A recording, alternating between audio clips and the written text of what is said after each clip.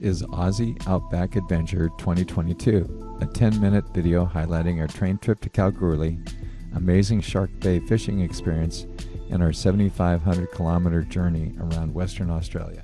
Our first stop in Australia was with our cousins in Sydney, James and Caroline, who treated us to a great 3-day exploration of all that is new and exciting in this city, from the iconic Harbour Bridge and Opera House to super cool art exhibits, and of course family gatherings where we got to meet more of our Aussie rellies. Following our stay in Sydney, we landed in Perth in April 2022, where our first adventure led us on an eastbound train to the mining city of Kalgoorlie. In its day, this city was the epicenter for gold miners around the world. We enjoyed visiting the local museums, the mining super pit, and even a quick tour of the brothel industry. Our next adventure was to head 900 kilometers up to Shelter Bay for an amazing 17-day fishing trip. Our campsite was located about 25 meters from the ocean edge, where we had all the amenities, and of course the stars at night were fantabulous. Overall, we caught 90 kilograms of snapper, baldy, and cod fillets. We enjoyed these good times with Perry, Dave, and the rest of the Pavey clan, and friends who've been doing this trip for years. We started our big trip to our rented motorhome by winding our way through the Avon Valley and then set out on the Great Northern Highway to begin our trek to the land up north. Our first stop was in Dalwallanu, better known as the Wildflower Country, where we camped that evening and awoke to a brilliant red sunrise and the song of the butcherbird. The next day, we clocked up another 400 kilometers to Kew, where we visited the infamous mining ghost town of Big Bell. Big Bell was built for over 1,000 residents back in the 1930s and decommissioned in the late 1950s. It is now a ghost town with empty lots, a pub, church, and other vestiges of this town's colorful history. Continuing on our journey north, we stopped in Mount Magnet and then on to Newman, 700 kilometers further north. All of these towns are big mining towns where we were very impressed with the magnitude of this industry, with all of the road trains, rail trains, and sites.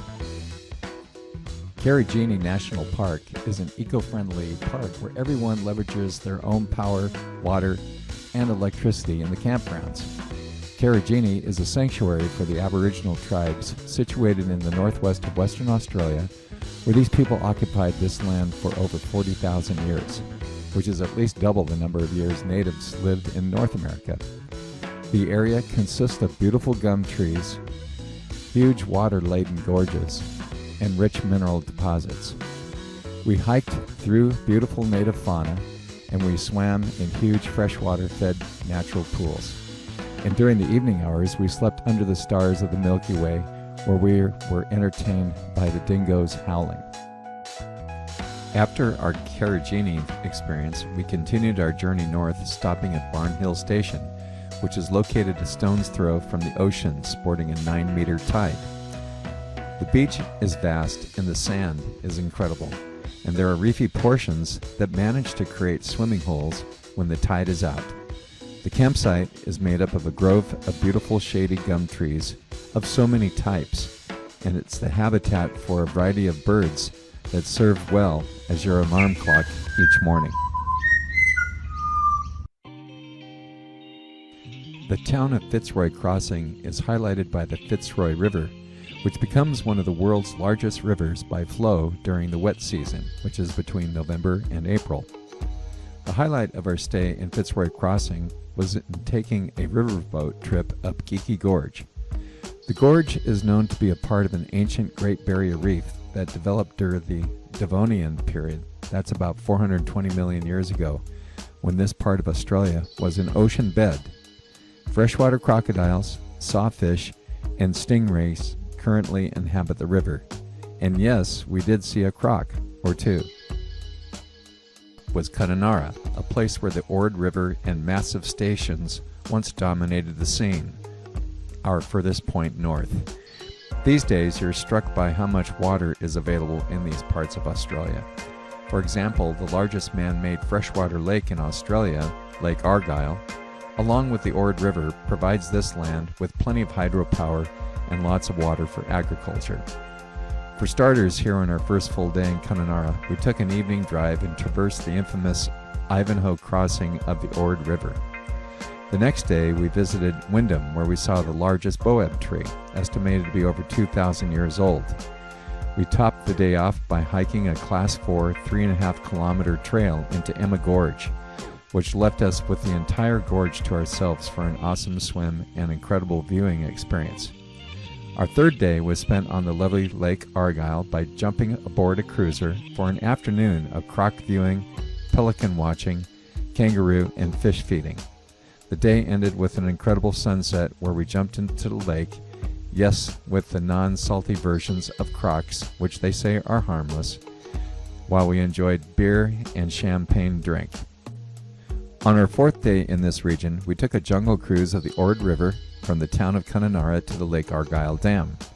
During the cruise, we passed 100-year-old plantation homes that were the base camps for the cotton, sorghum, and other crop owners and workers.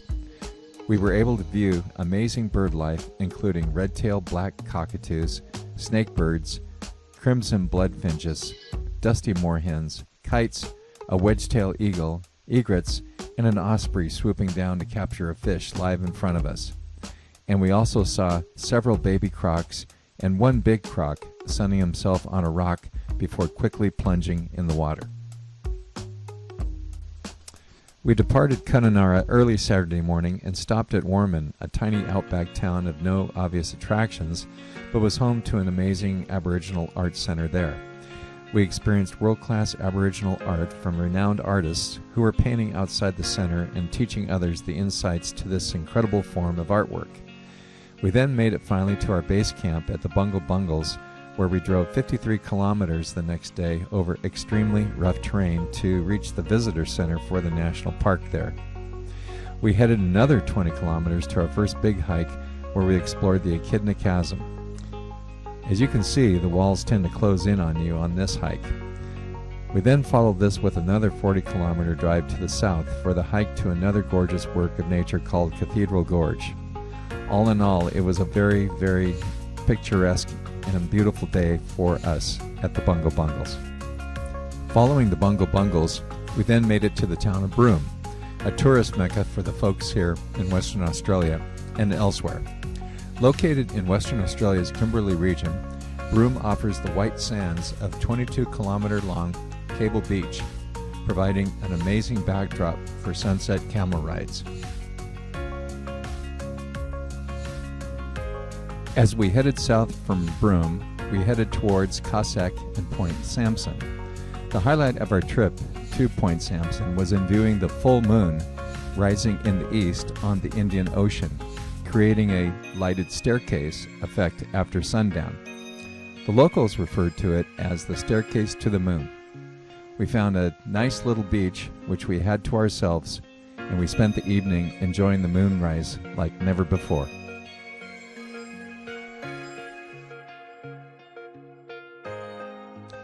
Following the moonrise, we then headed to the south for the Northwest Cape, where Jim and I met in Exmouth many moons ago.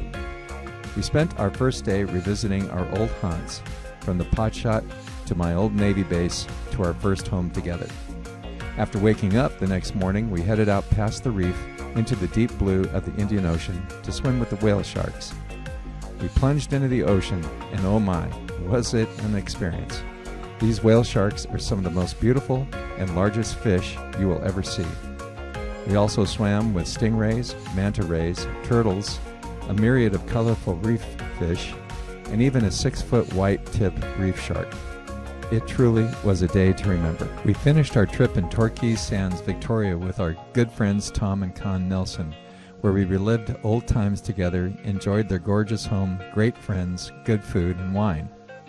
With that, just a couple of final words. Throughout this journey, we were continually amazed at the vast and natural beauty that we encountered time and again.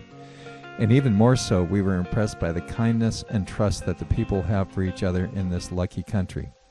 To be honest, it's impossible to capture this in a video. So someday you will just have to go. Thanks for watching. Karen, Di, Dave, and Jim.